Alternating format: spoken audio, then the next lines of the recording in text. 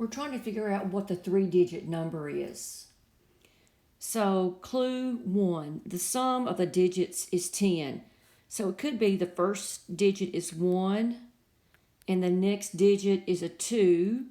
So 1 plus 2 is 3. I need 7 more. So the number could be 127. Or the number could be 136. 1 plus 3 plus 6 is 10. So we've got lots of options here. So clue 1 does not work.